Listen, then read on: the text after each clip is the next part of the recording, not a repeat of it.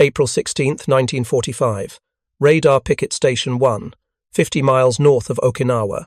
Aboard the destroyer USS Laffey, Lieutenant Frank Manson watched the 5-inch mount crews move through their drills with a rhythm that bordered on mechanical. Load, ram, fire, eject. The breech opened automatically, the spent powder casing clattering onto the deck. Already, another round was sliding into place. 12 seconds. That's how long it took from first spotting an incoming kamikaze to that kamikaze reaching the ship at 300 miles per hour. In 12 seconds, a well-trained crew could put 3 shells into the air. But on this particular morning, surrounded by the growing roar of Japanese engines, 12 seconds would feel like an eternity. The radar operator's voice crackled through the intercom. 50-plus contacts inbound, bearing 340. Range 30 miles and closing. Manson's hand moved instinctively to the fire control telephone. Around him, 5-inch guns began, traversing northward, their barrels rising toward intercept altitude. The mathematics of this engagement were brutally simple. Each gun could fire 15 to 20 rounds per minute in sustained combat. Laffey mounted 6 5-inch guns. That meant potentially 120 shells per minute directed skyward. Against a determined pilot who had already written his farewell letter, who expected death as certainly as sunrise, those numbers would have to be enough. What none of the Japanese pilots diving toward Laffey that morning understood was that they were flying into a revolution in naval gunnery, a technological and tactical transformation that would turn their suicide attacks into a calculated slaughter. The weapon system that would shred their formations had been refined through years of combat, perfected in the crucible of Pacific warfare, and delivered through a gun the Japanese came to call simply the 5-inch machine gun. This is the story of how American engineering, systematic training, and advanced fire control created an anti-aircraft barrier so effective that even men willing to die couldn't penetrate it. This is the story of the 5-inch 38.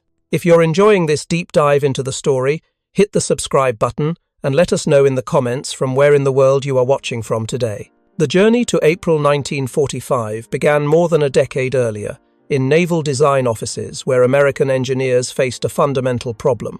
In the 1920s and early 30s, the United States Navy employed 2 completely different types of medium-caliber guns. High-velocity 5-inch 51 guns armed battleships and some destroyers for anti-surface warfare. These weapons could fire flat, fast projectiles designed to penetrate the hulls of enemy destroyers at extended range. For anti-aircraft defense, ships mounted 5-inch 25 guns.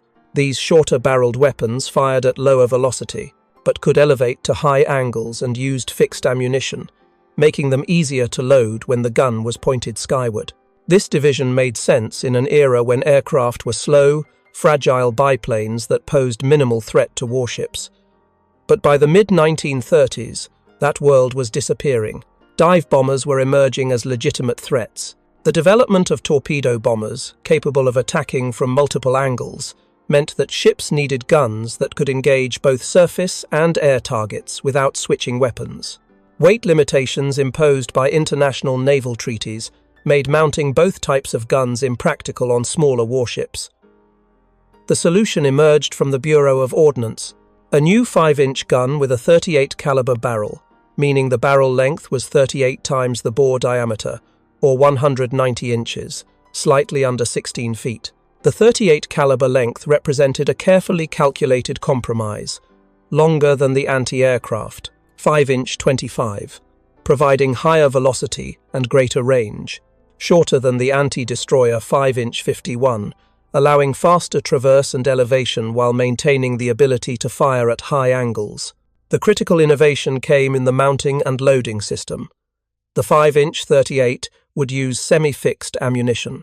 Each round consisted of 2 separate components, a 55-pound projectile and a powder case containing the propellant. Unlike bag charge systems used on larger naval guns, where the projectile and powder had to be loaded separately, semi-fixed ammunition allowed both components to be loaded in a single operation. This dramatically increased the rate of fire. The gun featured a sliding breech block that opened automatically after firing, ejecting the spent powder case without human intervention. The breech mechanism could be operated at any angle of elevation, meaning the gun could be loaded whether pointing at the horizon or nearly vertical. Power. Ramming drove the projectile and powder case into the breech with hydraulic force, maintaining a consistent loading cycle regardless of the gun's angle. The first prototype was delivered in 1933. Testing revealed a weapon system with remarkable capabilities. Maximum range of 18,000 yards, over 10 miles, when firing at surface targets. Anti-aircraft ceiling of 37,200 feet, approximately 7 miles vertically. Rate of fire that exceeded initial specifications, capable of 15 to 20 rounds per minute in sustained combat, with short bursts reaching 22 rounds per minute under optimal conditions. The gun entered service aboard USS Farragut, commissioned in 1934. This Fletcher-class destroyer would be the first of hundreds of American warships to mount the 5-inch .38 as their primary armament. The standardization that followed was unique in naval history. By 1941, virtually every major class of American warship under construction mounted 5-inch .38 guns. Destroyers typically carried 5 guns in single mounts. Light cruisers of the Atlanta class mounted 16 in twin turrets, creating the most formidable anti-aircraft broadside in any navy. Battleships and aircraft carriers employed them as secondary batteries, defending against both aircraft and small surface threats. This standardization delivered enormous logistical advantages. Ammunition could be produced in massive quantities without variation. Spare parts worked across dozens of ship classes. Training could be centralized, with gun crews moving between different ships without relearning weapon systems. The supply chains supporting Pacific operations became dramatically simpler when every major combatant used the same 5-inch ammunition. But the gun itself, however capable, was only part of the system. What transformed the 5-inch .38 from an excellent weapon into a subpredit? Revolutionary one was its integration with the Mark 37 Director and Mark I fire control computer. The Mark 37 Director resembled a small turret mounted high on a ship's superstructure, 2 long rangefinder ears extended from either side, giving the Director its distinctive appearance. Inside, a control officer and Director operator tracked targets using optical sights and, in later models, fire control radar. The Director measured target bearing, elevation, and range with precision that manual gun aiming could never achieve. This information fed into the Mark I fire control computer, a 3,000-pound electromechanical analog computer installed deep in the ship's plotting room. The Mark I was a marvel of mechanical engineering. Hundreds of gears, cams, and servo motors processed target motion data and calculated firing solutions in real time. The computer accounted for target speed, altitude, and course. It compensated for gravity's effect on the shell's trajectory. It corrected for wind, for the Magnus effect of the spinning projectile, for parallax caused by the separation between the Director and the guns themselves. It even compensated for the ship's roll and pitch, ensuring that shells were fired when the guns passed through the correct angle regardless of sea conditions. The system calculated the future position where target and shell would meet. This required predicting not just where the aircraft was, but where it would be several seconds later when the shell reached intercept altitude.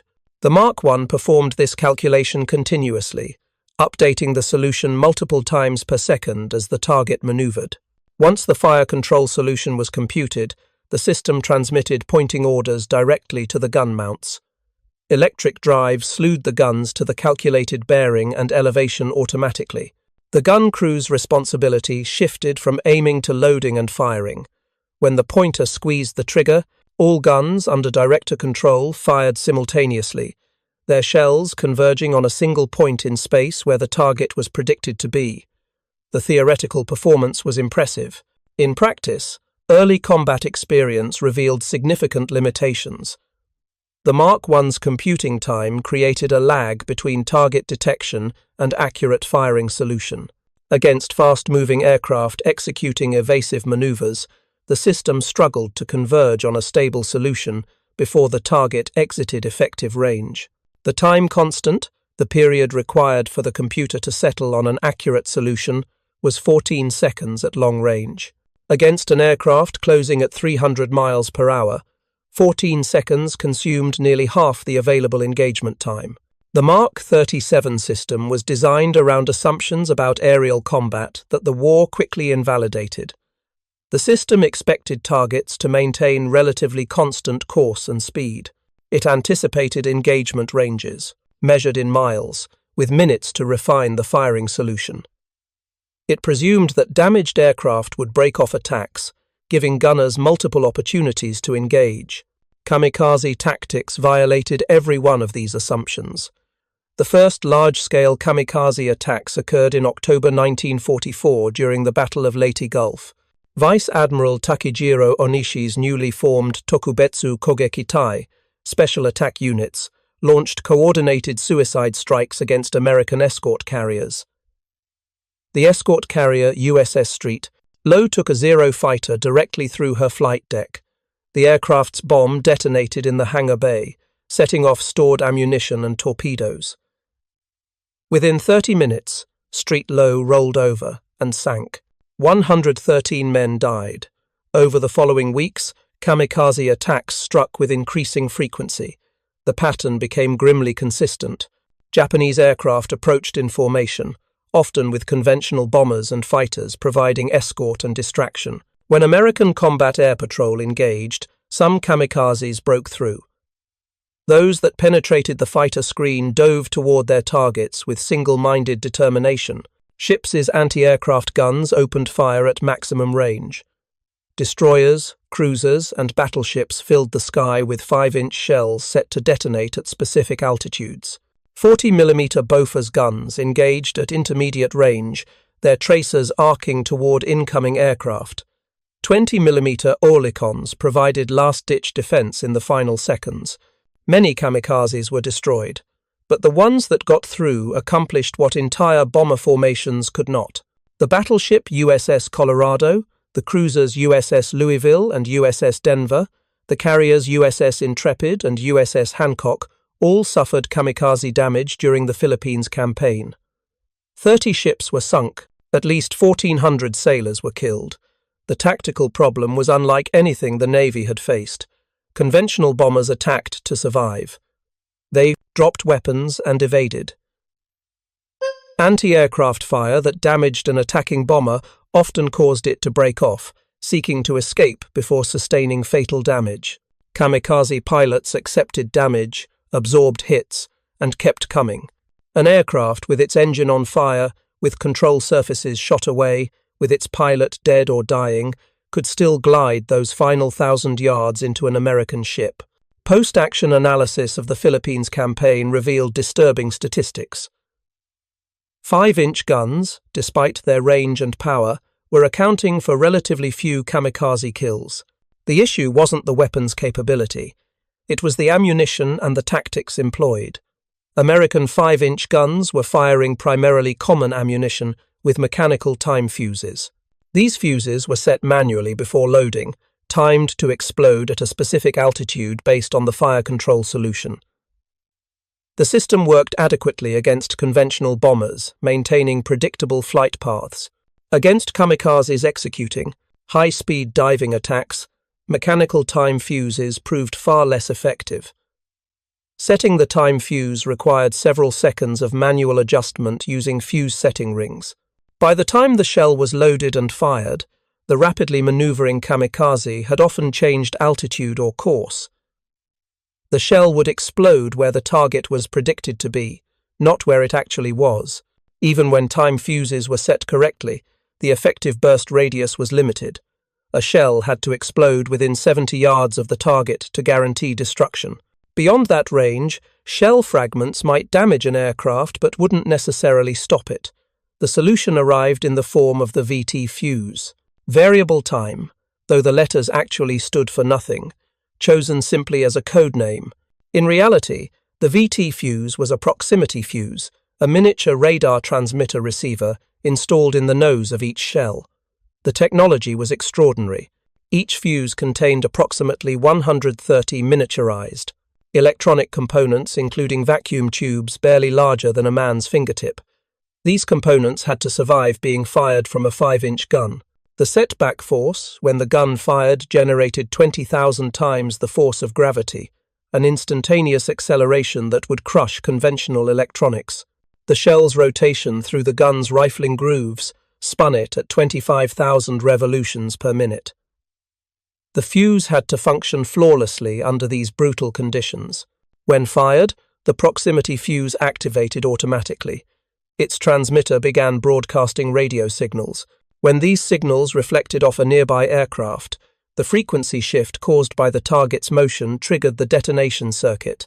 The fuse exploded the shell when it came within lethal range of any aircraft, without requiring manual prediction of the target's future position. The advantages were immense. No more manual fuse setting. No more guessing where the target would be several seconds in the future. No more shells exploding harmlessly because the aircraft had jinked or dove. The proximity fuse transformed near misses into kills. It increased the effective burst radius from 70 yards to over 100 yards. Most importantly, it allowed 5-inch guns to engage kamikaze effectively at all ranges and in all attack profiles. Initial tests in August 1942 exceeded all expectations. The light cruiser USS Cleveland conducted live fire evaluations against drone aircraft in Chesapeake Bay. Gunners brought down 3 drones with just 4 bursts of proximity-fused ammunition, despite evasive maneuvering by the controllers. The effectiveness was so dramatic that production was rushed. By late 1943, proximity fuses were reaching the Pacific Fleet in quantity. The first combat use occurred on January 5, 1943, when the light cruiser USS Helena shot down a Japanese naval dive bomber near Guadalcanal using VT-fused shells. The second of 3 salvos destroyed the aircraft. The proximity fuse had claimed its first kill, but the true test would come at Okinawa, where the scale of kamikaze attacks would dwarf anything seen in the Philippines. Operation Iceberg, the invasion of Okinawa, was scheduled for April 1, 1945. The island, approximately 60 miles long and ranging from 2 to 18 miles wide, lay just 350 miles south of the Japanese home islands. Capturing it would provide airfields for the final assault on Japan. The Japanese High Command understood that losing Okinawa meant losing the war. They committed everything to its defense, including every aircraft they could scrape together for suicide attacks. Operation Tengo, the defense plan for Okinawa, envisioned waves of massed kamikaze attacks designed to sink or damage so many American ships that the invasion would fail. Intelligence estimates suggested the Japanese had 2,000 aircraft available, with more than half designated for suicide missions. The actual number was higher. The American fleet assembled for Okinawa was massive: 1,213 ships, 54,000 combat troops in the initial assault. Task Force 58 deployed 7 fleet carriers, 6 light carriers, and hundreds of supporting ships. British Task Force 57 added 4 more carriers. Between them, they could put more than 500 aircraft in the sky. Protecting this armada required every innovation the Navy had developed. 16 radar picket stations surrounded Okinawa, each manned by destroyers equipped with advanced radar and directed combat air patrol. The destroyers maintained continuous radar watch, scanning for aircraft at all altitudes. When contacts were detected, the fighter direction officer aboard the destroyer vectored cap aircraft toward the threat. The destroyers themselves represented the front line of defense. Each mounted 5 to 6 5-inch 38 guns. Each gun was now supplied almost exclusively with proximity-fuzzed ammunition. The combination of the 5-inch 38's rate of fire, the Mark 37 fire control system's accuracy, and the proximity fuse's lethality created a defensive barrier that Japanese pilots would describe with a mixture of fear and respect. The landing on April 1 went surprisingly well. The Japanese had withdrawn from the beaches, preferring to fight from prepared positions inland. By day's end, 60,000 troops were ashore with minimal casualties. The kamikaze attacks that everyone expected didn't materialize. April 2nd, 3rd, and 4th were similarly quiet. Then, April 6th arrived. At Imperial Japanese Navy airfields across Kyushu, more than 350 kamikaze aircraft and 340 escort fighters lifted off. Kikusui No. 1. Floating Chrysanthemum, the first of 10 massive coordinated kamikaze strikes. The largest aerial suicide attack in history was about to crash into the most advanced naval air defense system ever deployed. The radar pickets detected them first, more than 100 miles out. Aboard destroyers at picket stations 1, 2, and 3. Radar screens filled with contacts. Dozens of blips, all heading south directly toward Okinawa. General quarters sounded. Cap fighters climbed to intercept altitude. 5-inch gun crews took their positions. The fighters engaged 40 miles north of the picket line. 4 Hellcats tore into a formation of 20 kamikazes, shooting down 3 in the initial pass. But the odds were overwhelming. The kamikazes scattered, some diving for the deck, others maintaining altitude and accepting losses to get aircraft through. More fighters arrived, scrambled from carriers as soon as the raid was detected. 8 Corsairs from USS Bunker Hill, 6 Hellcats from USS Essex. They fell on the kamikazes, filling the sky with tracers and burning aircraft. But still, some got through. The radar picket destroyers opened fire with their 5-inch guns at maximum range. This was the moment the system would prove itself. The Mark 37 directors tracked incoming targets. The Mark 1 computers calculated firing solutions. The 5-inch guns traversed and elevated automatically to the computed angles, and then they fired. The rate of fire was unlike anything the Japanese had encountered. 1 round every 3 seconds per gun. Aboard destroyers with 5 or 6 5-inch mounts, that meant 15 to 20 shells per minute climbing toward the kamikazes. Each shell carried a proximity fuse that would detonate within lethal range of any aircraft. The sky filled with black bursts, not the familiar puffs of timed explosions, detonating at predetermined altitudes regardless of whether aircraft were present. These were proximity-fused shells, exploding precisely when aircraft came within range. The difference was visible, audible, lethal. A kamikaze diving at 400 miles per hour entered the T-2 5-inch engagement envelope at approximately 8 miles from the ship. At that range, the gun had roughly 60 seconds before impact. In 60 seconds, a single 5-inch gun could fire 20 rounds. 6 guns meant 120 proximity-fused shells directed at the incoming aircraft. The mathematics overwhelmed even the most determined pilot. Japanese pilots reported the experience with stunned disbelief. The shells seemed to know where they were. Altitude changes that should have taken them above or below the barrage made no difference. Evasive maneuvers that had worked against conventional anti-aircraft fire accomplished nothing. The shells followed them, exploded near them, tore their aircraft apart with fragments that shredded aluminum skin and punctured fuel tanks. Flight Petty Officer First Class Ryoji Uehara, one of the few kamikaze pilots who survived mission aborts and lived to be interviewed after the war, described his experience attacking American ships off Okinawa. "We called it the Wall of Steel. The shells burst everywhere, not just where we had been, but where we were going. It was as if the American gunners could see the future. Aircraft that tried to climb were hit. Aircraft that dove were hit. There was no altitude that was safe, no maneuver that worked. The only hope was speed, to dive so fast that even if they hit you, your aircraft would reach the ship through momentum alone. But speed alone couldn't overcome the density of fire. The 5-inch 38's rate of fire, combined with proximity fuses, created overlapping zones of destruction. A kamikaze attempting to penetrate to a ship had to fly through multiple engagement envelopes, each filled with shells detonating at precisely the right moment. The effectiveness statistics were stark. During Kikusui No. 1 on April 6th, of 355 kamikazes launched, American defenses destroyed 278 before they reached the fleet. The combat air patrol accounted for the majority of kills. but the 5-inch guns firing proximity-fused ammunition destroyed dozens more. Ships that would have been overwhelmed by conventional anti-aircraft fire survived because their 5-inch guns could engage multiple targets simultaneously with lethal efficiency.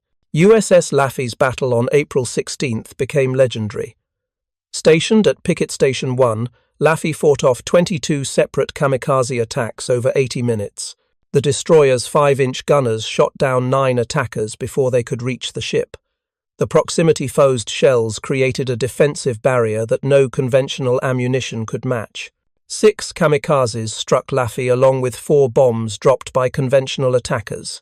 Yet she remained afloat through the skill of her crew and the protection provided by those 5-inch guns that prevented even more hits. The Japanese began to understand what they faced.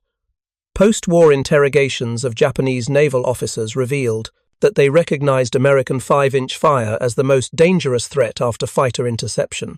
Vice Admiral Matome Ugaki, who coordinated many of the Kikusui raids, wrote in his diary that penetrating American destroyer screens had become nearly impossible. He noted that kamikazes achieving surprise, attacking at dawn or through cloud cover, had the highest success rates. Those intercepted by fighters and engaged by destroyers at range almost never reached their targets. The technical specifications told the story in numbers. The 5-inch 38 fired a 55-pound projectile at a muzzle velocity of 2,600 feet per second. The shell reached 30,000 feet altitude in approximately 40 seconds. Against a target at 20,000 feet, the time of flight was roughly 25 seconds. During that 25 seconds, the Mark 37 director and Mark 1 computer continuously updated the firing solution, adjusting for target maneuvers detected by radar. The proximity fuse activated approximately 1,000 feet after leaving the gun barrel, giving it time to arm safely. From that point forward, it transmitted radio signals at approximately 180 megahertz. When reflected signals indicated an aircraft within 70 to 100 yards, the fuse closed the detonation circuit. The entire process from detecting the reflection to triggering detonation took milliseconds. By the time a pilot saw the shell burst near his aircraft, fragments were already ripping through control surfaces and engine cowlings. The Japanese had no equivalent technology. Their anti-aircraft fire control relied on Type 94 directors that were mechanical systems without the computing power of American equipment. Japanese destroyers mounted Type 3 5-inch guns that fired 10 rounds per minute maximum, half the rate of American 5-inch 38s.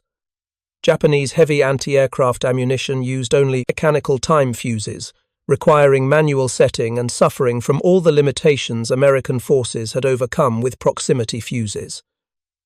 Japanese light anti-aircraft weapons were even less effective. The Type 96 25mm gun, based on a French Hotchkiss design, was the primary close-range anti-aircraft weapon in the Japanese fleet. It fired from 15-round magazines at a cyclic rate that was respectable on paper but poor in practice. The weapon suffered from excessive vibration, slow training speed, and inadequate hitting power. Japanese naval personnel interviewed after the war stated that it required an average of 1,500 rounds to shoot down an aircraft at a range of 2,000 meters, and that fire beyond that range was completely ineffective. By contrast, American analysis showed that 5-inch guns with proximity fuzzes required approximately 310 rounds per kamikaze kill during the Okinawa campaign. Given that multiple ships engaged each target simultaneously, this meant individual guns were achieving kills with dozens rather than hundreds of rounds. The effectiveness ratio compared to mechanical time fuses was approximately 4-to-1. Proximity fuzzes made every 5-inch gun 4 times more lethal against aircraft. If you find this story engaging, please take a moment to subscribe and enable notifications. It helps us continue producing in-depth content like this. The human element of operating these weapons deserves equal attention to the technology. A 5-inch gun crew consisted of 15 to 27 men depending on the mount type. Each had specific responsibilities executed with drill ground precision under combat conditions. The gun captain commanded the mount, overseeing all operations and maintaining communication with the director. The pointer and trainer operated the gun's elevation and traverse controls, though in director-controlled fire these functions were largely automatic. The hot shellman caught the ejected powder case after each shot, moving it clear to prevent jamming the breech. The powder man and projectile men formed a human chain from the ready service lockers to the loading tray. The fuse setter, in earlier operations, manually adjusted time fuses. With proximity fuses, his role shifted to visual inspection, ensuring each shell's fuse was undamaged and properly installed. The loading cycle became a choreographed routine. When the breech opened automatically after firing, the hot shell man caught the ejected powder case. Simultaneously, the projectile man placed a 55-pound shell nose down in the loading tray. The powder man positioned the powder case behind it. The rammer drove both components into the breech in a single motion. The breech closed automatically. The gun fired when the director sent the firing signal. 3 seconds. Load, ram, fire. Then again. And again. Crews trained to maintain this rhythm under conditions that would break less. Disciplined men. The noise was overwhelming. Each 5-inch gun produced a muzzle blast that could rupture eardrums at close range. 6 guns, firing nearly continuously, created a roar that made verbal communication impossible beyond basic screaming. The concussion from repeated firing caused nosebleeds, headaches, and temporary hearing loss that persisted for days after action. The physical demands were brutal. 55-pound projectiles had to be manhandled from ready lockers to loading trays continuously. Powder cases weighing 28 pounds followed each projectile. In sustained action, gun crews moved thousands of pounds of ammunition per hour. The work was performed in confined spaces, often in tropical heat, while the ship maneuvered violently and kamikazes dove from above. Men collapsed from exhaustion. Others took their places. The guns kept firing. Gunner's mate Second Class Robert Carnes, serving aboard USS Hazelwood at Radar Picket Station 14, described the experience in a letter written weeks after the battle. "We fired for 3 hours straight. My hands bled from handling shells. My ears rang so badly I couldn't hear anything but a high-pitched whine for 2 days. I watched aircraft explode in mid-air so close I could feel the heat from the fireball. I saw men on other ships die when kamikazes got through, but our guns never stopped. We fired until the barrels glowed red. We fired until ammunition handlers in the magazine were passing out from heat exhaustion. We fired because if we stopped, we died. The guns saved us. Nothing else." The ammunition expenditure was staggering. During the Okinawa campaign, American ships fired more than 600,000 rounds of 5-inch ammunition. Destroyers conducting extended actions at radar picket stations could exhaust their ready service ammunition in less than an hour of heavy combat. Ships rotated back to Karama-Reto anchorage for resupply, taking on thousands of shells before returning to the picket line. The logistics of supplying this volume of ammunition tested the Navy's service force. Each 5-inch shell weighed 55 pounds. Each powder case added 28 pounds. A destroyer carrying 500 rounds of 5-inch ammunition carried over 40,000 pounds of projectiles and powder cases. Larger ships carried proportionally more. Ammunition ships, fleet oilers, and supply vessels maintained continuous resupply operations, transferring ammunition at sea while under threat of air attack. The proximity fuse production was equally impressive. By war's end, over 22 million VT fuses had been manufactured by more than 100 companies across the United States. Each fuse cost approximately $18 to produce in 1943 dollars, roughly $270 in current purchasing power. The investment was worth every penny.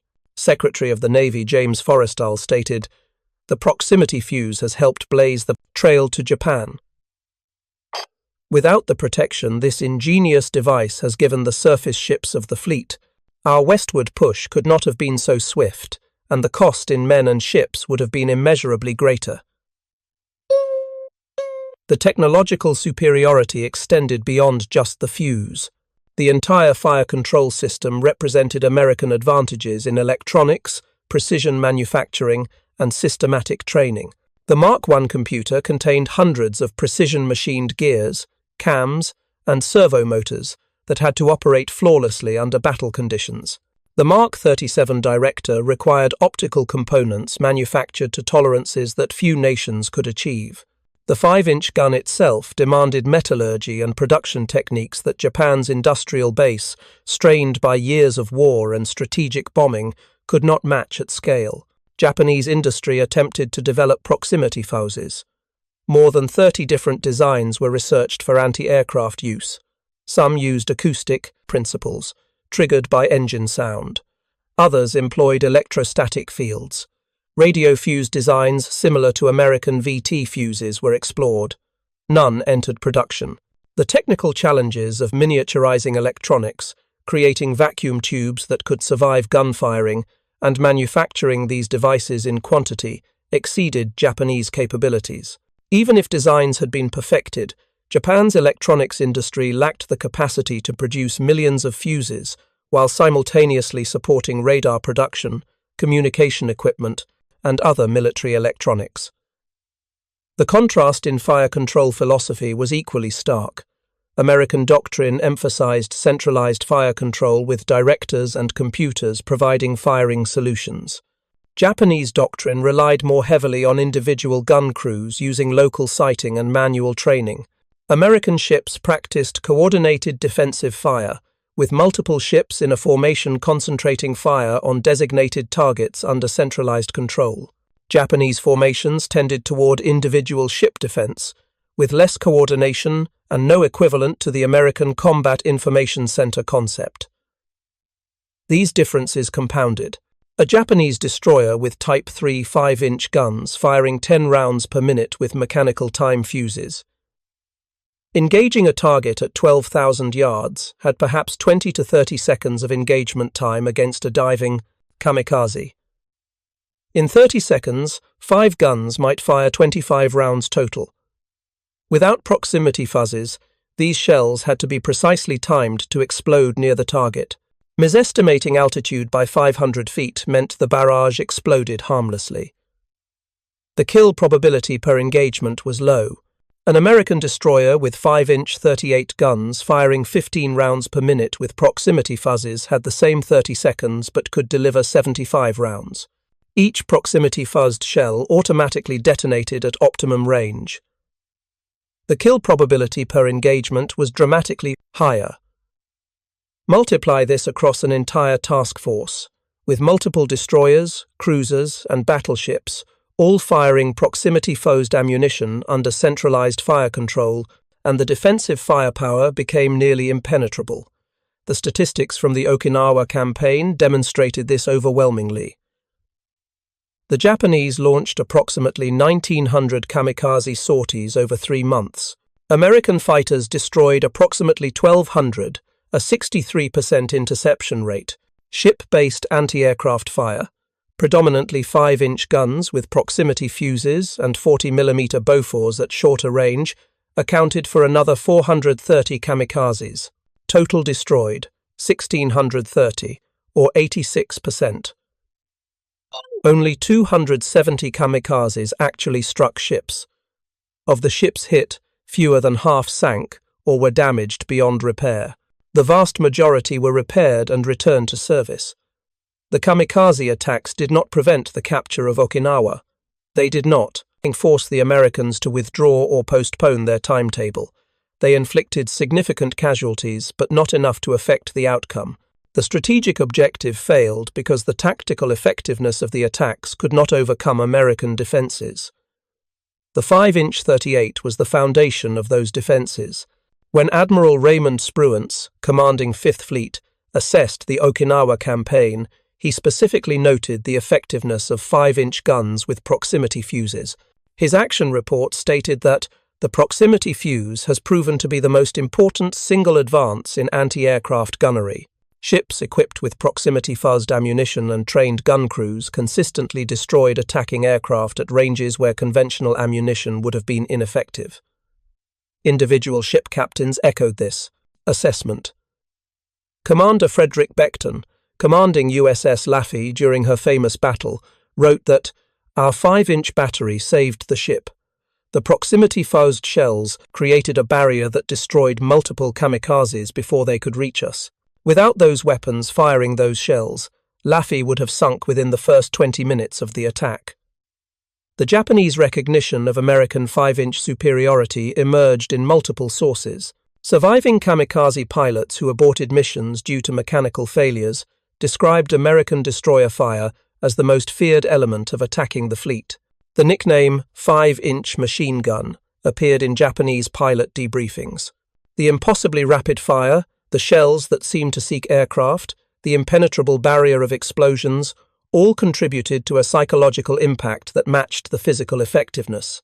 Captain Rikihei Inaguchi, senior staff officer of the 1st Air Fleet and one of the architects of kamikaze tactics, wrote after the war that the effectiveness of American anti-aircraft fire far exceeded our estimates. "We expected that massed attacks would overwhelm defenses through sheer numbers. We did not anticipate that American ships could maintain such intense, accurate fire for extended periods. The rate of fire from their 5-inch guns was particularly devastating. We estimated they could fire perhaps 10 rounds per minute. In combat, they fired 20 or more.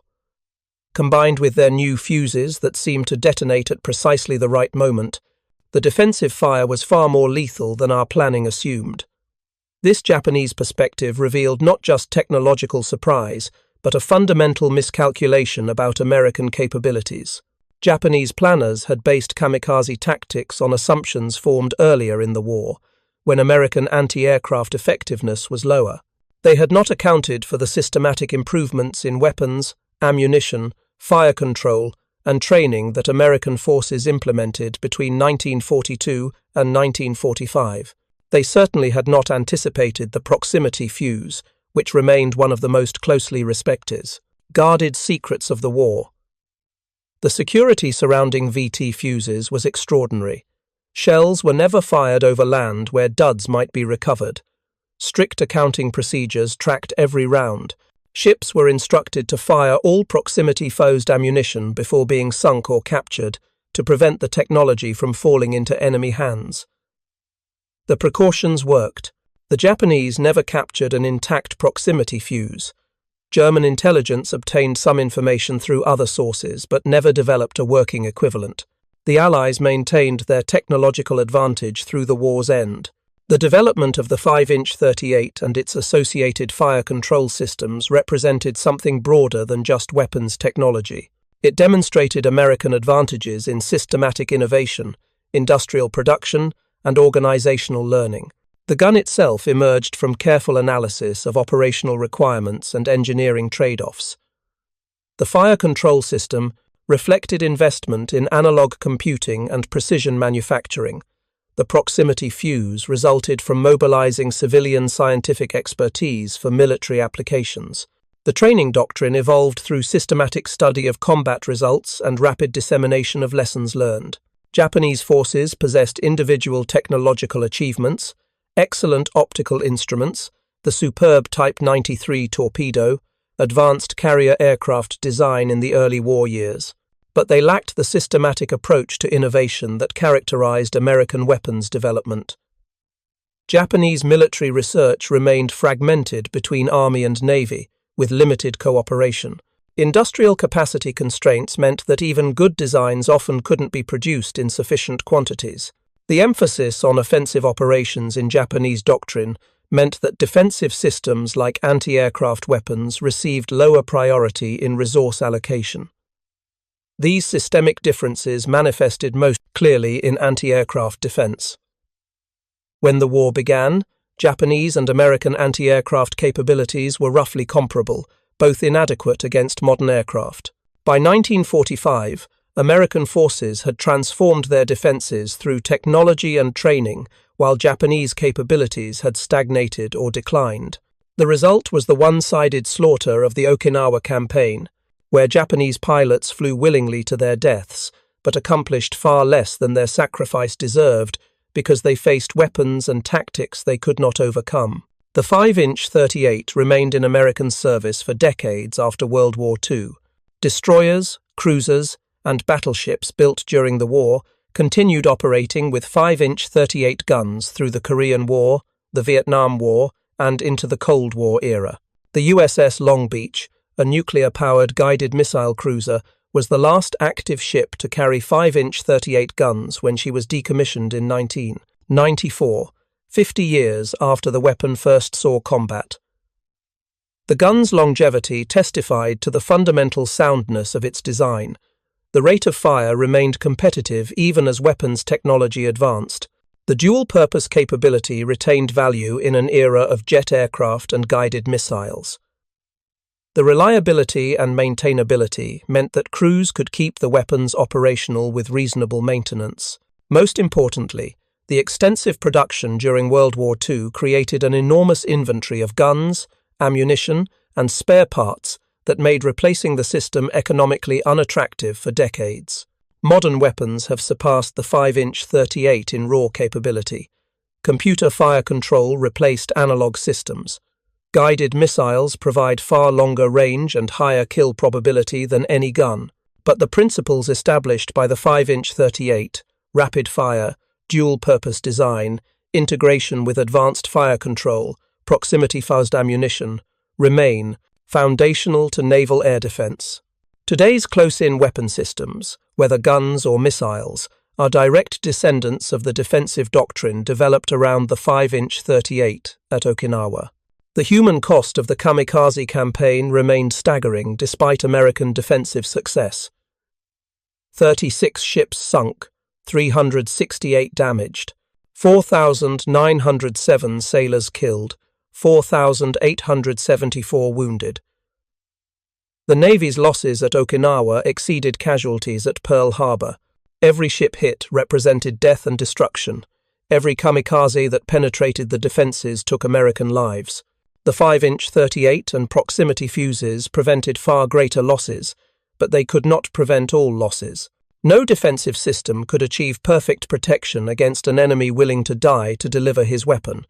For the sailors who manned the 5-inch guns, the experience left permanent marks.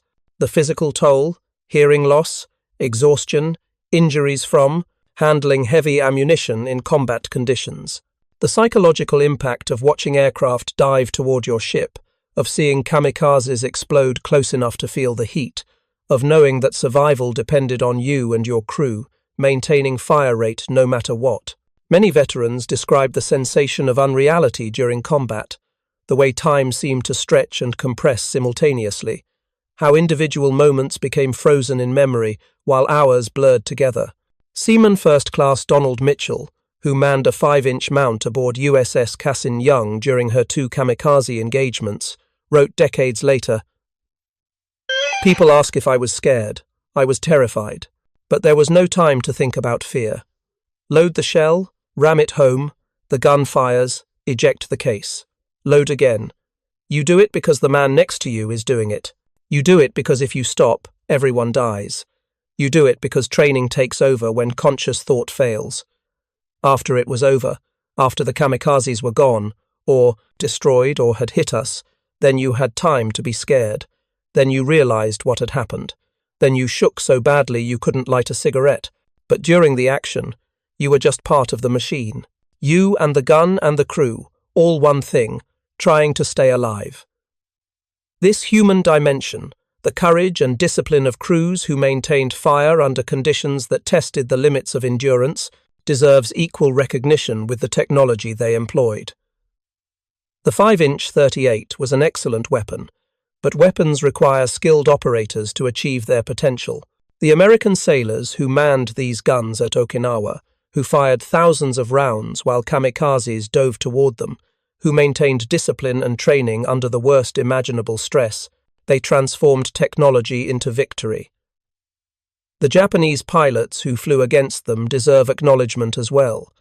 They faced a defensive system they could not overcome, armed with technology their nation could not match, fighting for a cause already lost. Many were barely trained, teenagers with 50 hours of flight time told to dive their aircraft into ships. Others were experienced pilots who volunteered for suicide missions out of desperation or duty, or belief in orders they could not refuse. They showed courage even as they committed to tactics that accomplished little strategically. The comparison between American technology and Japanese fanaticism became a narrative theme in post-war analysis. Free men with superior weapons defeating totalitarian zealots. Democracy's productive capacity overwhelming authoritarianism's spiritual desperation. These narratives contain truth but oversimplify complex realities. Japanese pilots who flew kamikaze missions were not zombies or robots. Many were coerced by military culture that made refusal unthinkable. Others volunteered, believing they were protecting their homeland from invasion. They were human beings, capable of fear and hope and doubt, caught in a war their nation was losing and ordered to die in a futile attempt to change the outcome. What the 5-inch 38 demonstrated was not the superiority of one culture over another, but the advantages of systematic innovation, industrial capacity, and learning organizations. American forces in 1941 were unprepared for war, particularly for air attacks on naval forces.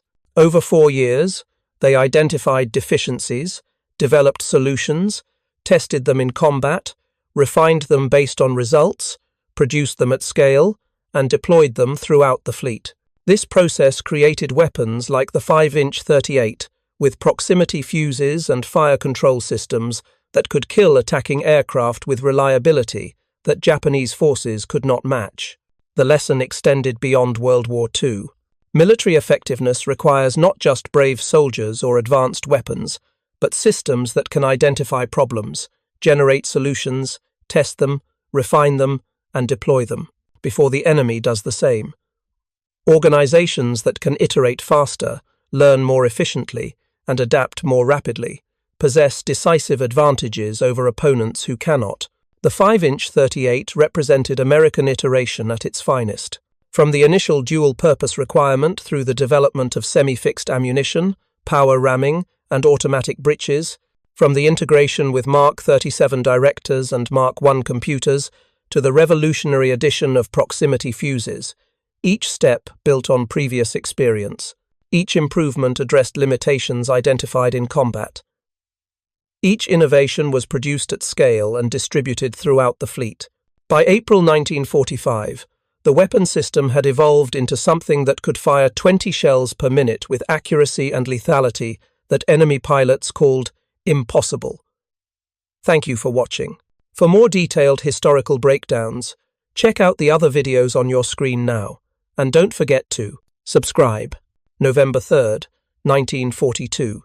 Mid-Atlantic, 400 nautical miles southwest of Iceland. Oberstmart Wolfgang Hirschfeld gripped the hydrophone headset tighter as an unfamiliar sound penetrated the steel hull of U-609. Not the steady thrashing of destroyer propellers he'd learned to track with practiced precision. Not the ominous splash of depth charges entering water overhead. This was different. A series of small, distinct impacts, 24 rapid metallic thuds striking the ocean surface in quick succession, each separated by barely a heartbeat. In his post-war diary, later discovered in a Berlin archive, Hirschfeld would describe that moment with chilling clarity. We heard them hit the water. 1, 2, 5, 10, 20 splashes. Too many for depth charges. Too deliberate. Then nothing. No explosions. Just those damned projectiles falling past us in the darkness, sinking faster than anything we'd encountered. We didn't know what they were. We only knew the British had deployed something new. For 17 seconds, the crew of U-609 waited in absolute silence. The boat lay at 230 feet, rigged for silent running, every non-essential system shut down. 46 men barely breathed. The captain, Kapitän Lieutenant Klaus Rudloff, had ordered radio silence until they understood this new threat. His hand rested on the dive plane controls, ready to take the boat deeper if necessary. Then came the silence that would haunt every man aboard for the rest of his life. The projectiles, whatever they were, continued their descent to the ocean floor 600 feet below. No explosions, no shock waves. No turbulent water disrupting the destroyer's ASDIC sonar contact. The British escort above them never lost tracking, never broke contact, simply circled, maintaining perfect sonar lock on U-609's position. What Hirschfeld and his crewmates couldn't know was that they had just experienced the opening movement of a technological revolution that would transform U-boat warfare as decisively as sonar detection had done 18 months earlier. Those silent projectiles falling past their hull were Hedgehog anti-submarine mortars, 24 contact-fused bombs that exploded only upon direct impact with a submarine's hull. When they missed, they simply sank to the bottom without detonating. When they hit, they killed instantly. The mathematics were simple and terrifying.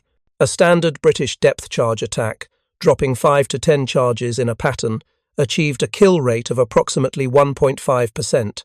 The Hedgehog system, firing its 24 projectiles in a precise 130-foot circular pattern ahead of the attacking ship, would eventually achieve a kill rate approaching 20%, more than 13 times more lethal than conventional depth charges. U-609 survived that encounter through luck and Rudloff's experienced seamanship. The escort eventually lost sonar contact and departed, but the experience transformed every man's understanding of underwater warfare. The British could now attack U-boats while maintaining continuous sonar contact. They could fire weapons that didn't disturb the water if they missed, allowing immediate follow-up attacks. Most terrifying of all, the silence when those projectiles missed meant the U-boat crew never knew if their position remained exposed or if they'd escaped detection. The journey to this moment had begun 18 months earlier in a dockyard laboratory in Portsmouth, England, where Royal Navy engineers wrestled with a fundamental problem that had plagued anti-submarine warfare since the Great War. If you're enjoying this deep dive into the story, hit the subscribe button and let us know in the comments from where in the world you are watching from today. The problem was simple to state but maddeningly difficult to solve. Sonar detection, introduced in 1918 and refined throughout the 1920s and 30s, allowed surface ships to locate submerged submarines with reasonable accuracy. But actually attacking those submarines required the escort vessel to pass directly over the target, breaking sonar contact in the final crucial moments before weapons deployment. The physics were unforgiving. Sound travels through water at approximately 4,900 feet per second. When a sonar pulse struck a submarine at close range, say 200 yards, the return echo reached the escort's hydrophones in less than half a second. At ranges under 200 yards, the transmitted pulse and returning echo merged into what operators called an instantaneous echo. The submarine entered a blind spot, effectively invisible to sonar, just as the attacking ship needed precise targeting information most desperately. U-boat commanders had learned to exploit this blind zone with deadly effectiveness. Captain Lieutenant Herbert Werner, who would survive the war, to write the memoir Iron Coffins, described the standard evasion technique in a 1944 patrol report captured by Allied forces. When destroyer propellers passed overhead, indicating the escort had lost ASDIC contact, we executed sharp course changes. 45 degrees to starboard, count to 30, then 90 degrees to port. By the time the escort's depth charges exploded at our previous position, we were 200 meters distant and diving deeper. The escorts regained contact only after the turbulence settled, usually 15 to 20 minutes. By then, we had opened the range and altered depth. The game began again. This tactical reality produced a grim statistical outcome. Through 1941 and early 1942, British escort vessels conducted thousands of depth charge attacks. Out of 5,174 documented attacks, only 85.5 resulted in confirmed submarine kills, a success rate of approximately 1.65%. For every U-boat destroyed, Allied escorts conducted more than 60 unsuccessful attacks, expending thousands of depth charges and allowing dozens of submarines to escape and attack again. The Admiralty's Directorate of Miscellaneous Weapons Development, nicknamed the Wheezers and Dodgers by irreverent junior officers, had been wrestling with this problem since the war's outbreak. The Directorate, formally established in September 1939 under the leadership of Rear Admiral Charles Goodave, brought together an unconventional mix of civilian scientists, naval officers, and engineers specifically tasked with developing novel weapons that conventional naval procurement channels might dismiss as impractical. Their first attempt, designated the Fairlie Mortar, was tested aboard HMS Whitehall in early 1941. The system fired 20 small depth charges forward from launchers mounted on either side of the forecastle. Each charge contained 20 pounds of explosive enough to damage a U-boat if detonated close enough to the hull. The concept was sound. The execution was disastrous. The Fairlie's projectiles tumbled erratically after leaving the launchers. Water entry angles varied wildly. The weapons scattered across an unpredictable pattern, making precise targeting impossible. Worse, the 20-pound charges lacked sufficient explosive power to reliably sink a U-boat, even when detonating nearby. After 6 months of testing, the Admiralty quietly shelved the Fairlie program in August 1941. But the fundamental concept, firing anti-submarine weapons ahead of the attacking ship while maintaining sonar contact, remained sound. The Wheezers and Dodgers regrouped under the technical leadership of Lieutenant Colonel Stuart Blacker, a Royal Artillery officer who had spent the 1920s and 30s developing an unconventional weapon system called the Spigot mortar. Blacker's Spigot design, inverted conventional mortar architecture. Instead of placing the explosive charge inside a barrel, the Spigot mortar mounted a fixed rod, the spigot, on a base plate. The projectile itself contained a hollow tail that fitted over the spigot. When fired, propellant charges mounted at the spigot's base drove the projectile upward and forward, the hollow tail riding the spigot until the weapon achieved sufficient velocity to fly free. The engineering elegance was considerable. A single spigot launcher could fire projectiles of varying sizes and weights simply by adjusting the propellant charge. The system required no heavy barrel to contain firing pressures. Weight savings were dramatic, critical for equipment that would be retrofitted onto destroyers and corvettes, already straining under the load of radar sets, sonar equipment, and increased anti-aircraft armament. By July 1941, Blacker's team had designed a forward-throwing anti-submarine mortar consisting of 24 spigots arranged in 4 rows of 6 on a steel cradle. Each spigot would fire a 7.1-inch diameter bomb weighing 65 pounds. The warhead would contain 35 pounds of Torpex explosive, a newly developed mixture of 42% RDX, 40% TNT, and 18% powdered aluminum that generated 50% more blast power than TNT alone. The projectiles would incorporate contact fuses that armed only after water entry, detonating solely upon striking a hard surface like a submarine's pressure hull. If the projectile missed its target, it would simply sink to the ocean floor without exploding, leaving the water undisturbed and allowing the escort to maintain continuous sonar contact for immediate follow-up attacks.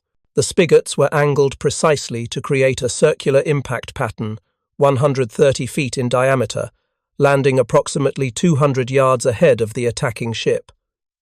With the submarine still well within sonar detection range, the escort could track the target's position up to the moment of weapons release. The projectiles would sink at 23 feet per second, reaching a submarine at 200 feet depth in under 9 seconds. Evasive maneuvers became nearly impossible. A prototype installation was mounted on HMS Westcott, a W-class destroyer, in May 1941. The weapon was designated anti-submarine projector in official documentation. Someone history doesn't record who noted that the empty launcher, with its 24 steel spigots protruding upward in regular rows, resembled the spines on a hedgehog's back. The nickname stuck. Initial testing in Liverpool Bay against a known wreck produced startling results. When the hedgehog pattern was centered correctly on the target, 3 to 5 projectiles achieved direct hits. Each impact hole measured 3 to 4 inches in diameter, not large by artillery standards, but catastrophically lethal at submarine operating depths.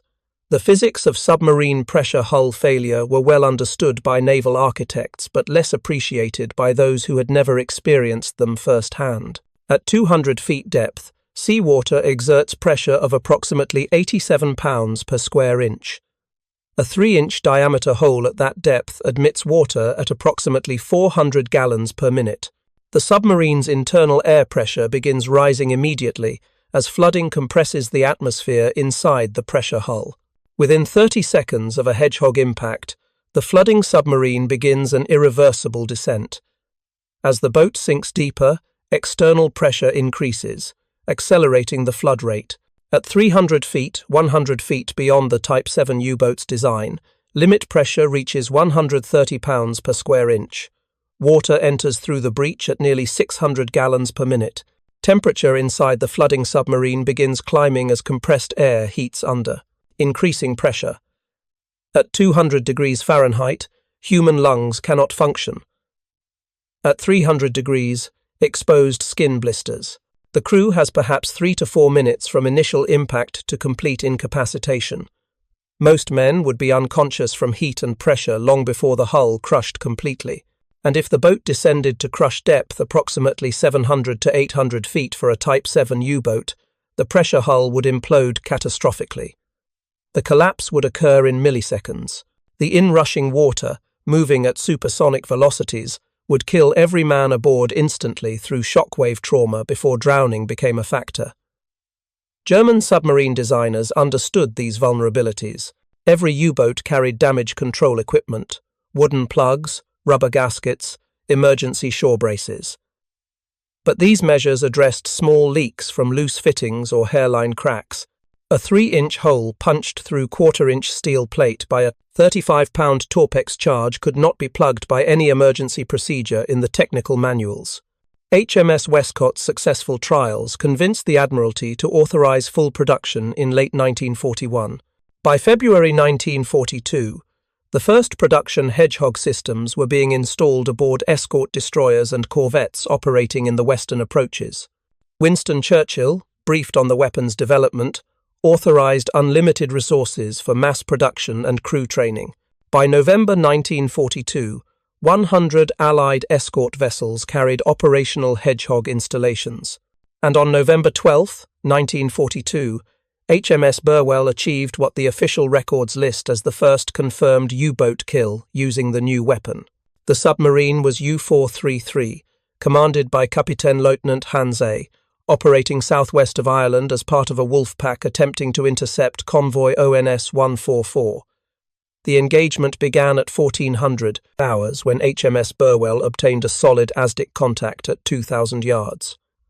The Type 7 Sea U-boat, running submerged at approximately 150 feet, was stalking the convoy from ahead, standard tactics, for a surfaced approach, followed by a submerged attack from the convoy's forward quarter. Burwell's commander, Lieutenant Commander SGC, Rawson, had attended the specialized Hedgehog training course at HMS Osprey, the Royal Navy's anti-submarine school at Portland. He understood the weapon's capabilities and limitations intimately.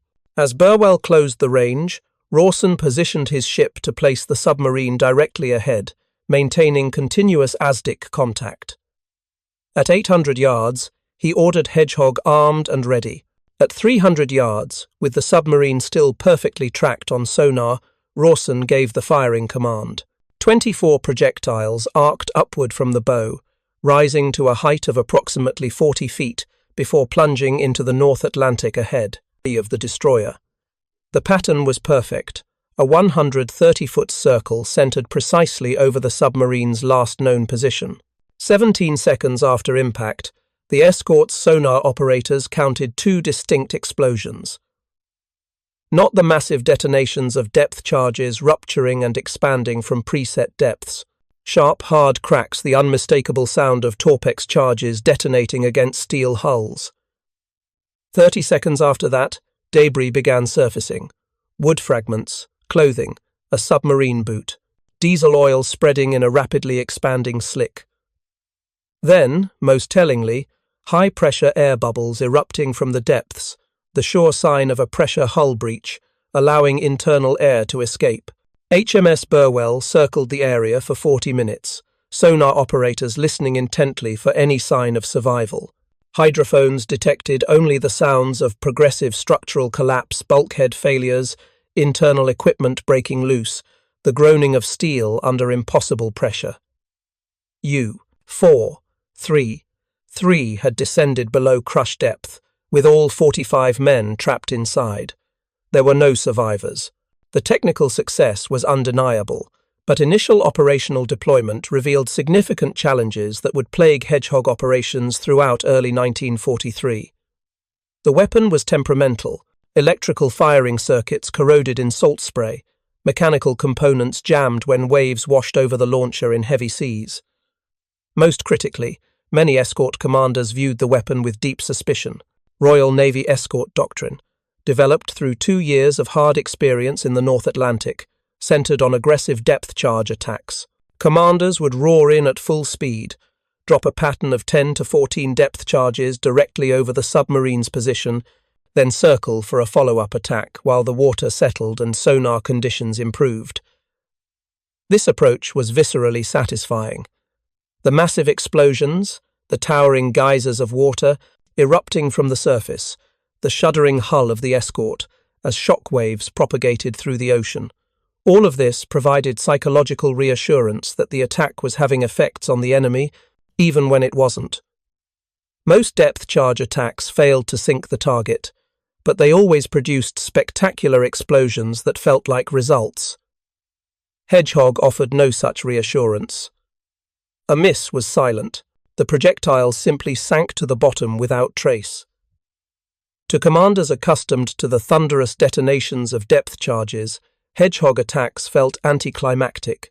When nothing happened after firing, crews assumed they'd missed completely. The psychological disappointment was profound. Moreover, Hedgehog required precise targeting based on continuous sonar tracking. This demanded better sonar operators, more disciplined attack approaches, and careful coordination between the bridge, the sonar room, and the weapons crew. Traditional depth charge attacks allowed for looser procedures, drop the charges roughly over the target area, and hope hydrostatic shock did enough damage. Hedgehog demanded technical precision that many escort crews simply hadn't developed in their training. The statistics from early 1943 reflected these operational challenges.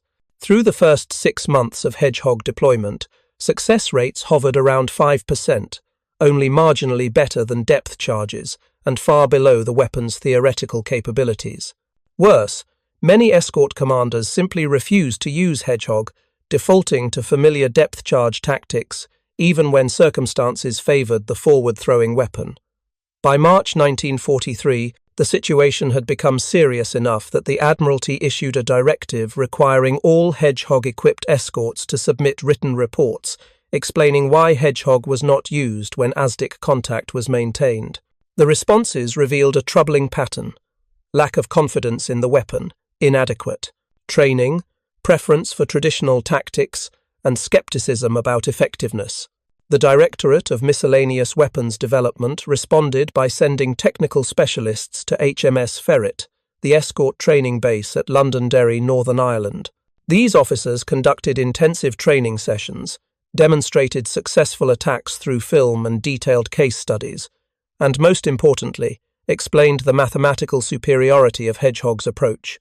The key insight was this: depth charge attacks, even when they missed, disrupted sonar conditions so severely that immediate follow-up attacks became impossible.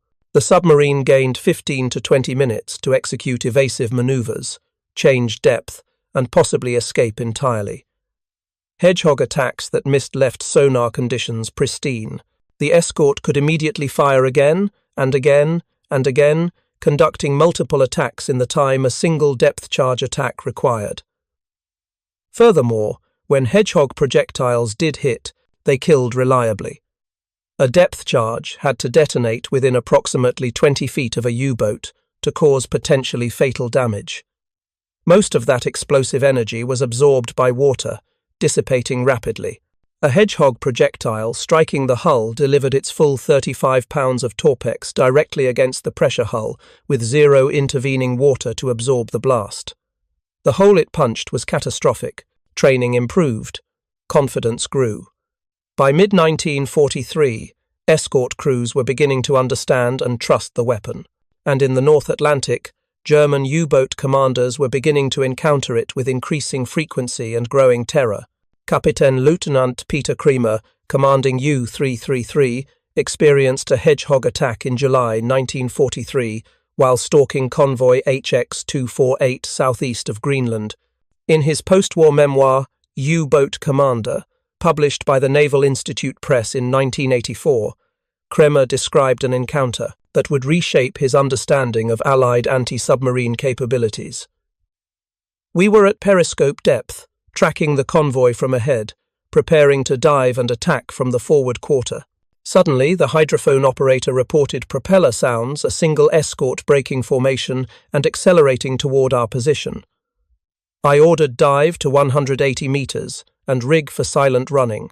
What happened next was unlike any depth charge attack I had experienced in 18 previous patrols.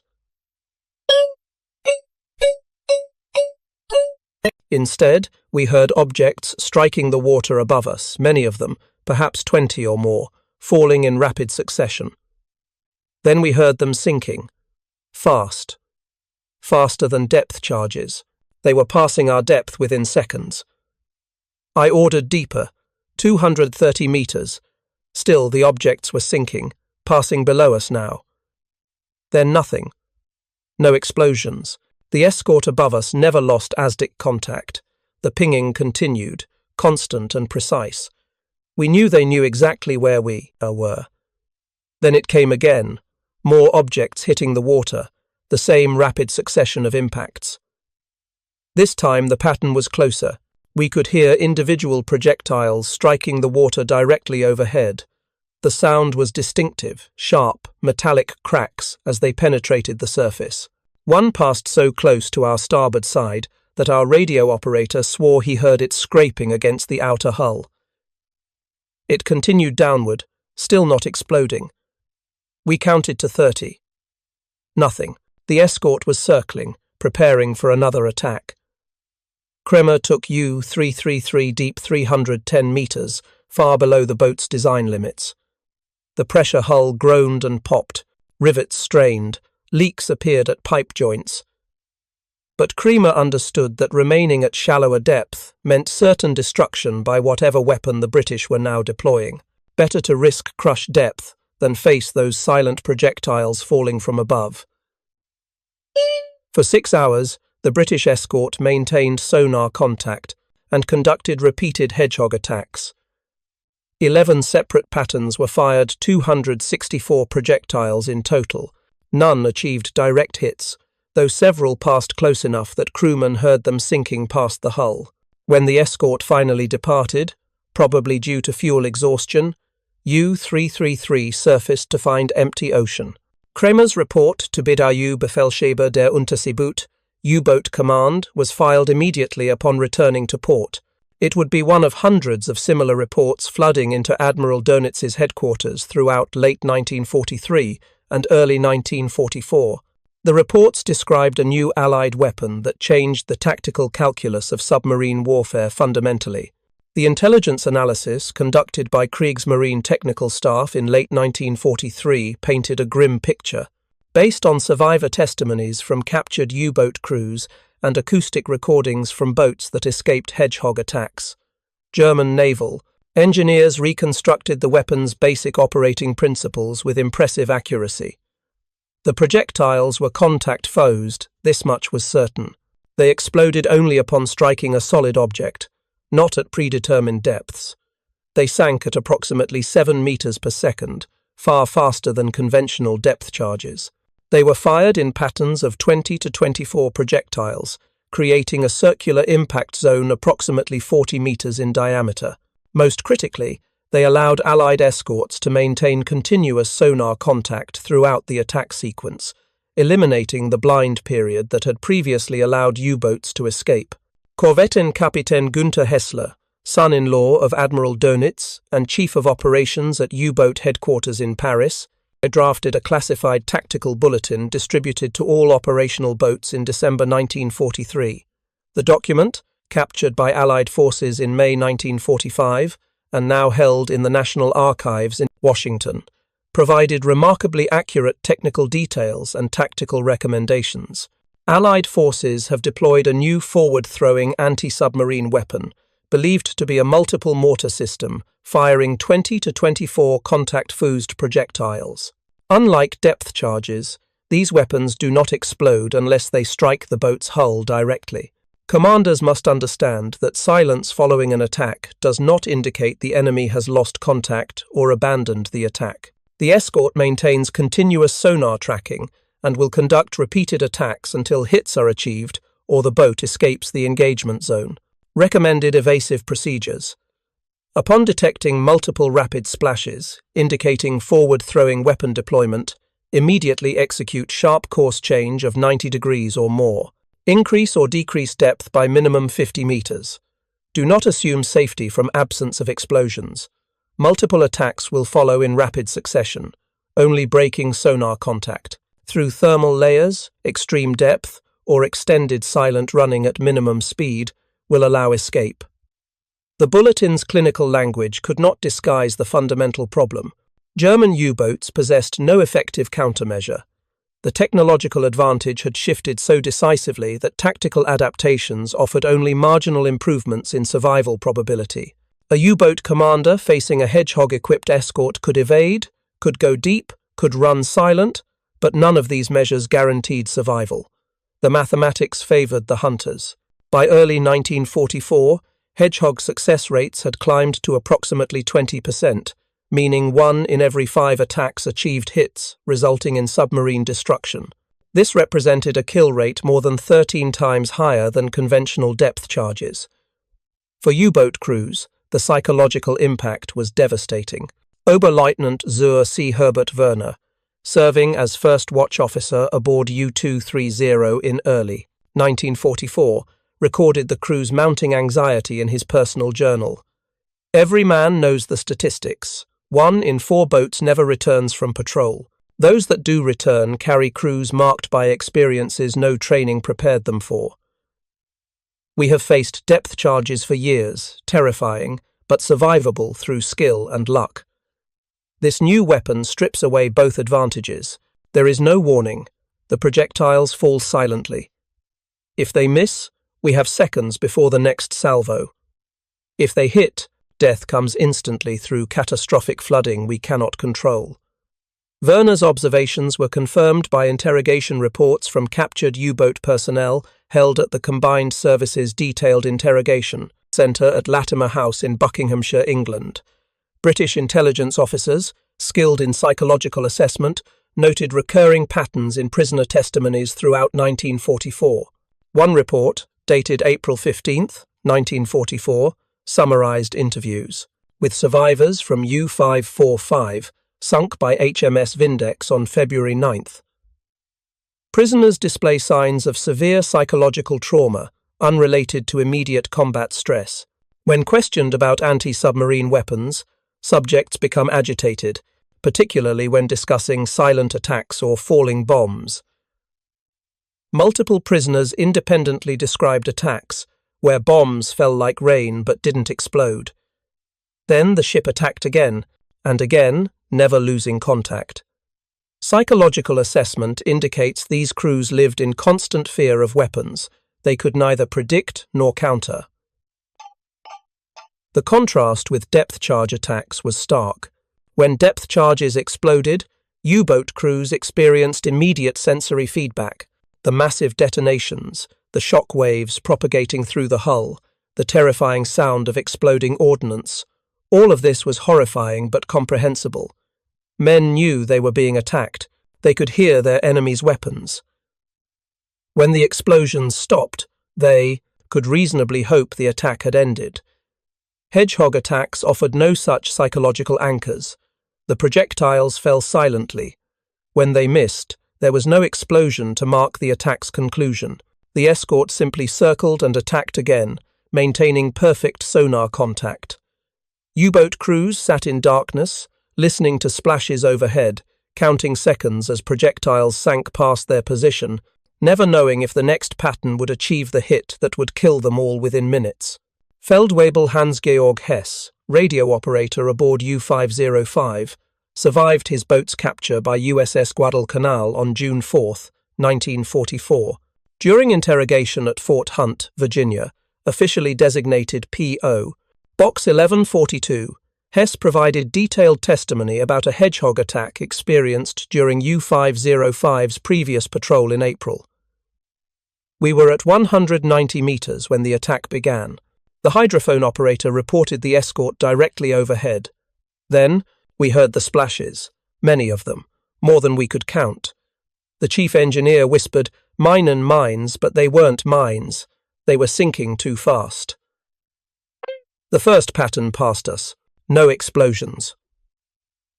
The captain ordered deeper, 240 meters. We could hear the escort's propellers circling. Then more splashes, this time closer.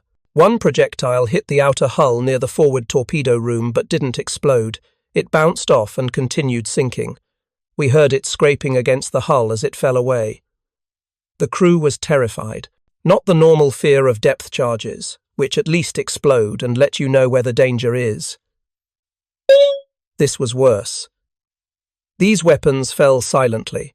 When they missed, there was no sound, no explosion, nothing to tell us the attack had ended. We sat in darkness, waiting for the next pattern, wondering if this time the bombs would punch through our hull and flood us to death in minutes.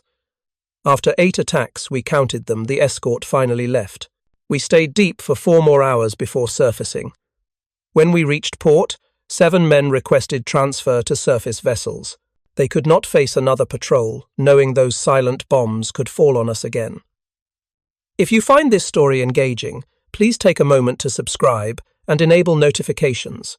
It helps us continue producing in-depth content like this.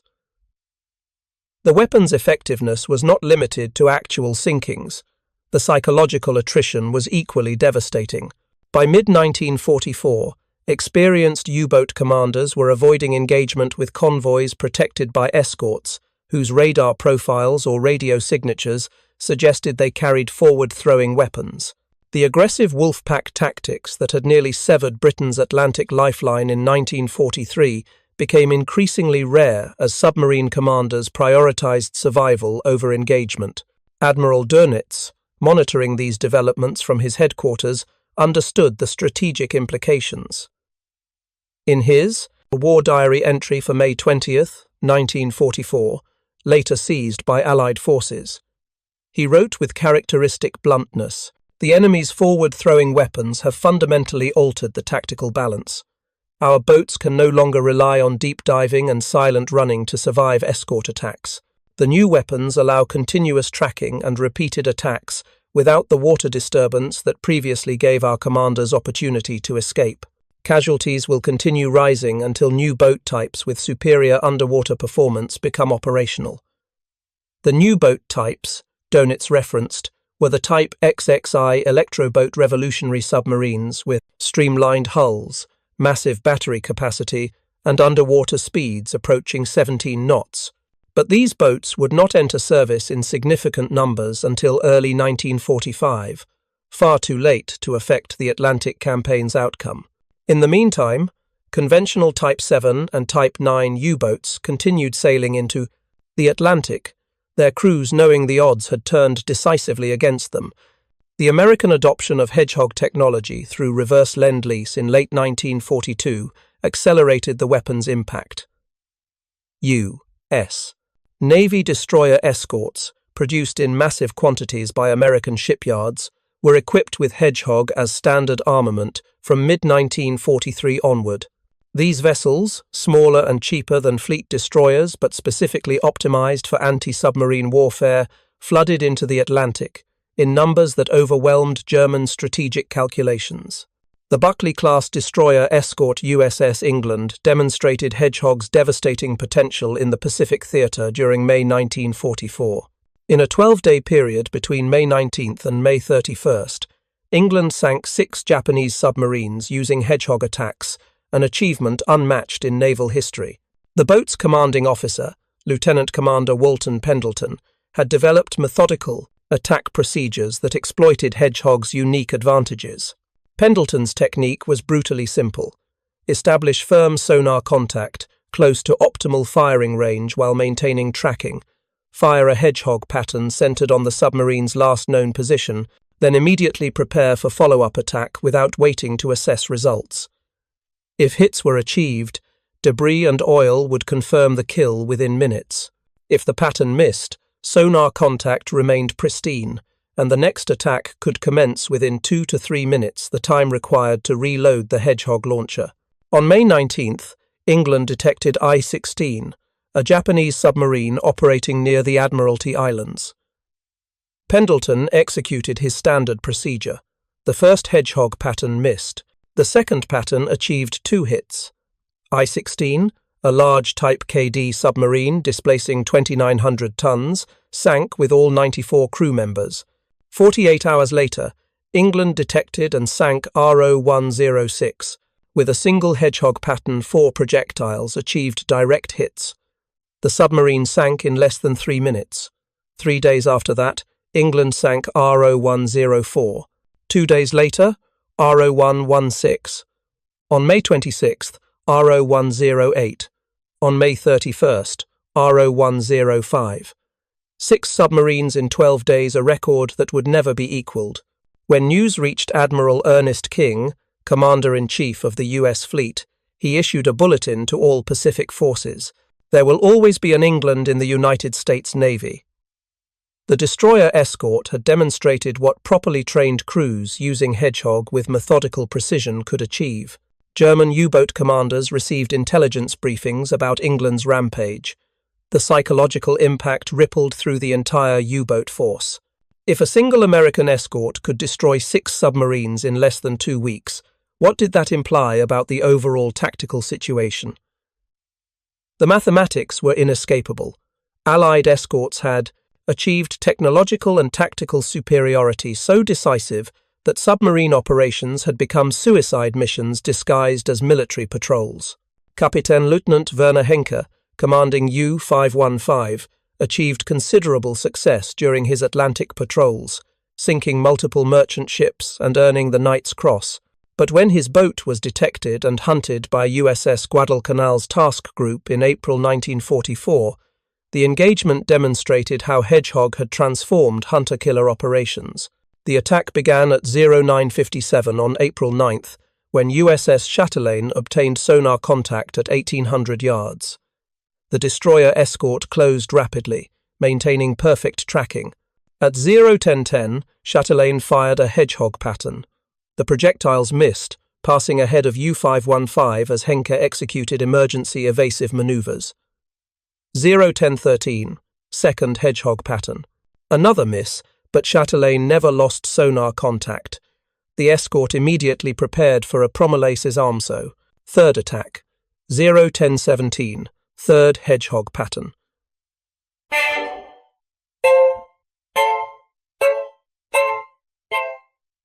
Survivors would later report hearing 2 projectiles strike the pressure hull. One penetrated near the forward torpedo room, flooding that compartment instantly.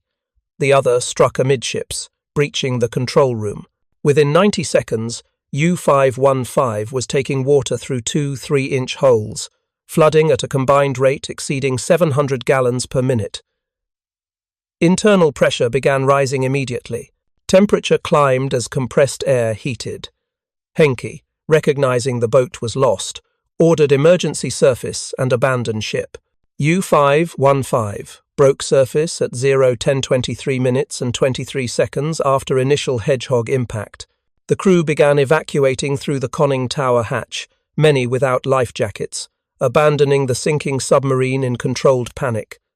USS Chatelaine and USS Pillsbury closed in, prepared to take prisoners.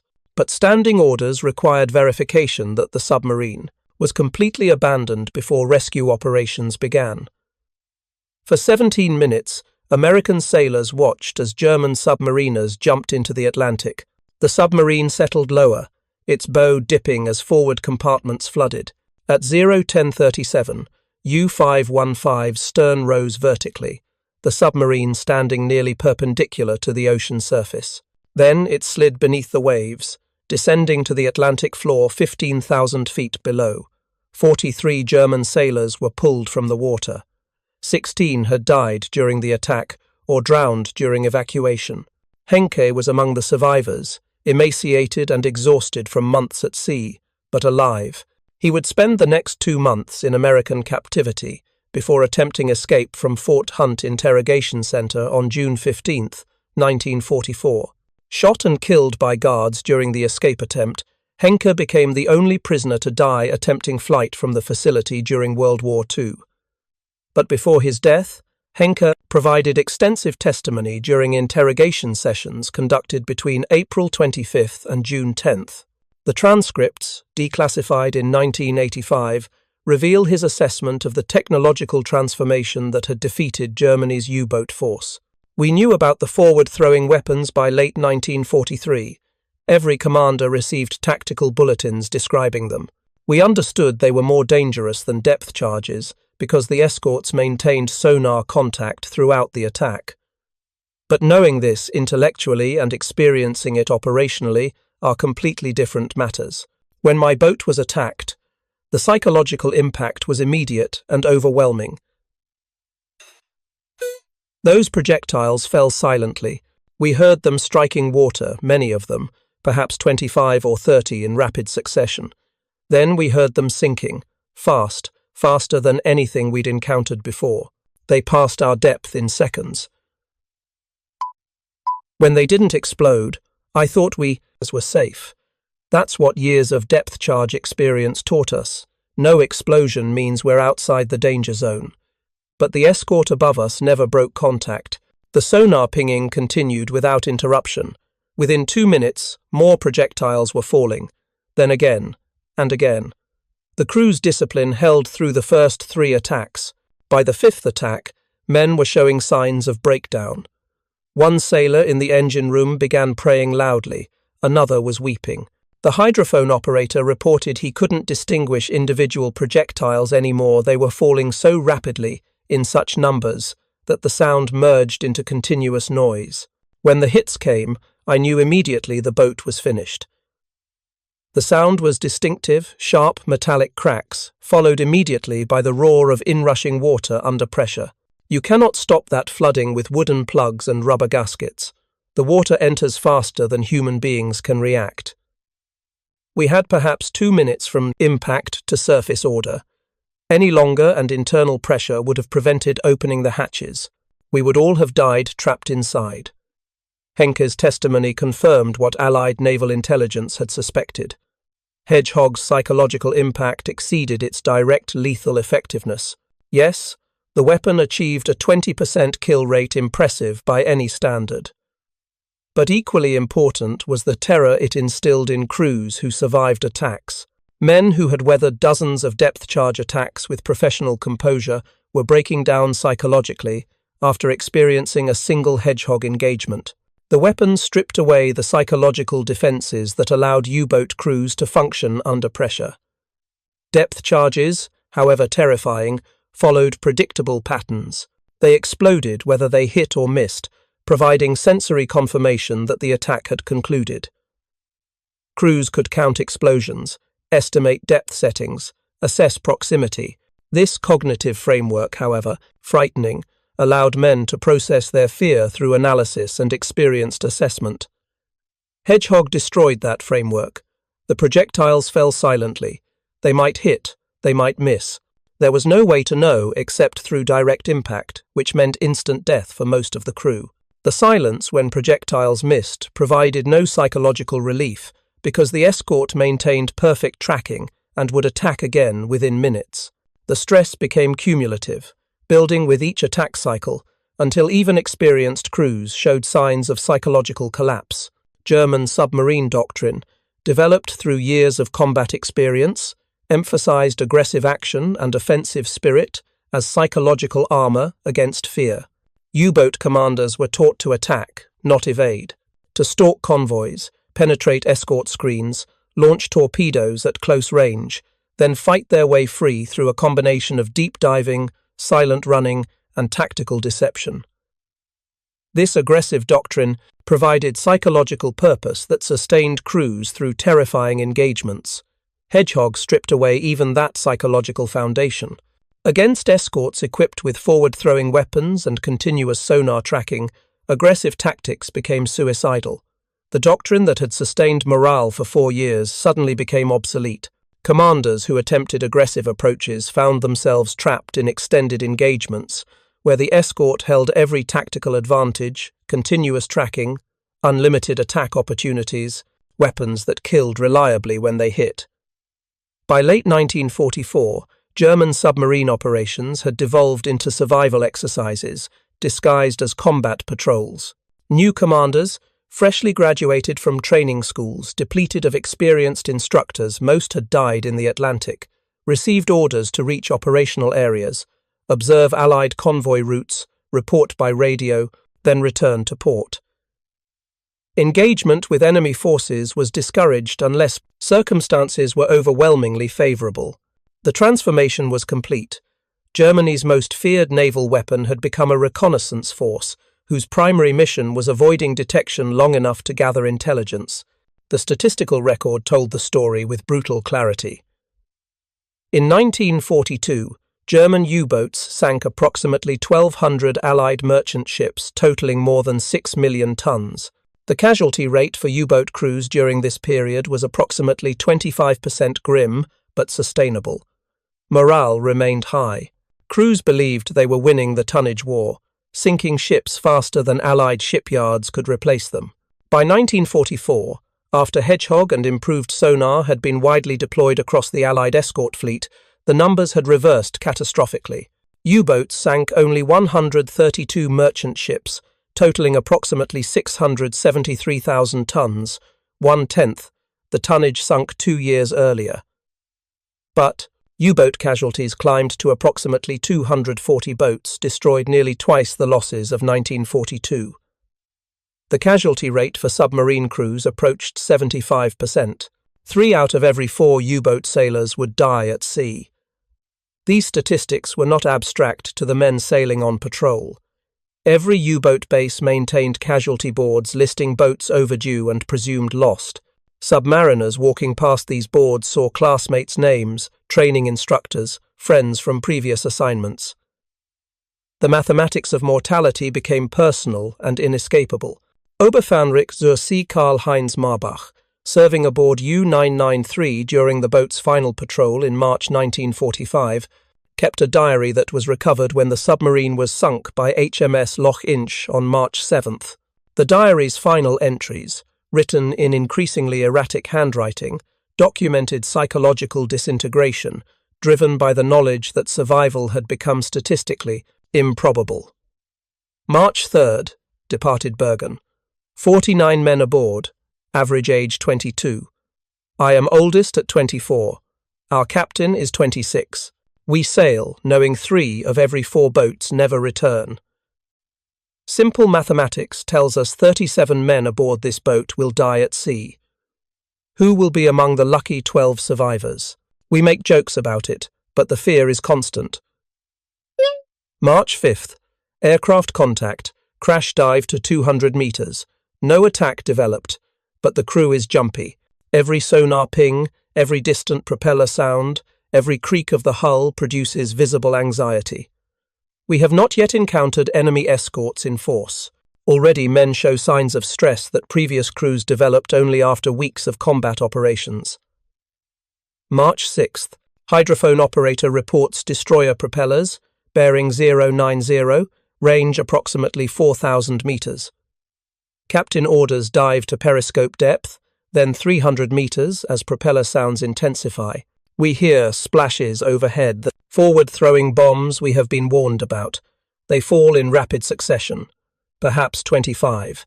We count seconds. They pass our depth, sinking rapidly. No explosions. More splashes.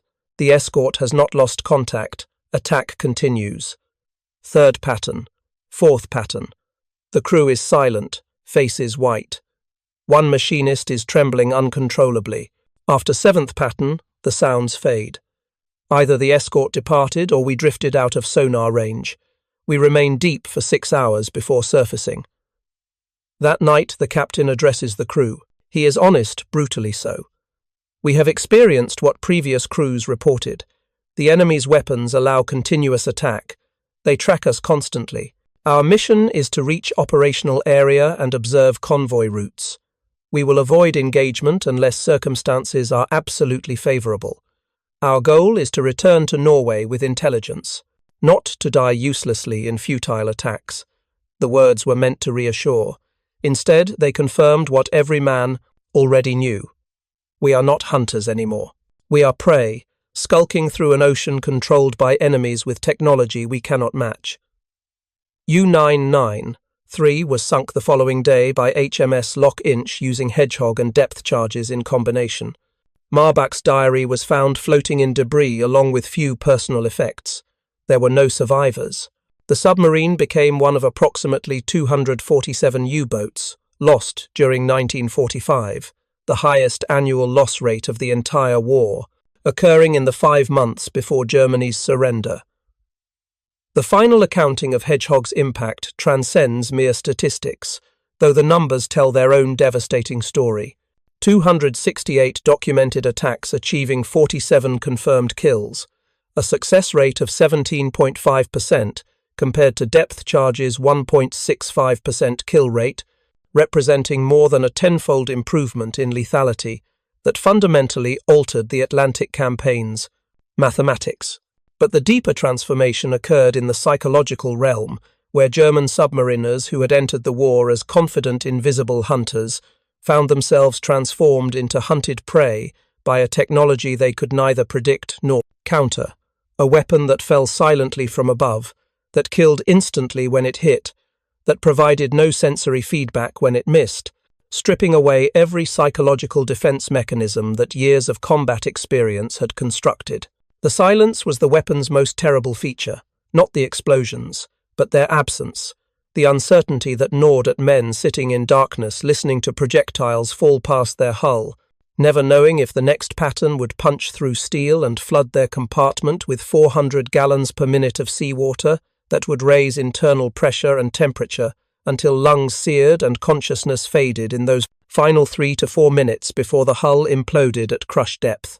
Captain Lieutenant Herbert Werner, one of only a handful of U-boat commanders whose boats survived the war still operational, would write in his 1969 memoir Iron Coffins that we were defeated not by superior courage or numbers alone, though both played roles, but by weapons that transformed the ocean from sanctuary into killing ground, by technology that saw through water and struck without warning, by the silence of bombs falling, that was more terrifying than any explosion, because it meant the enemy held us perfectly tracked and would attack again and again until we died. The Type 20A electroboats that might have restored some tactical balance entered service only in the war's final weeks.